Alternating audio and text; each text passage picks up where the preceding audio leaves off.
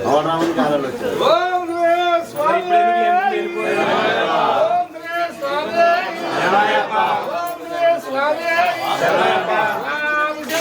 అయ్యప్ప శరణం స్వామి శరణం అయ్యప్ప అయ్యప్ప అయ్యప్ప అయ్యప్ప అయ్యప్ప స్వామియే అయ్యప్ప శరణం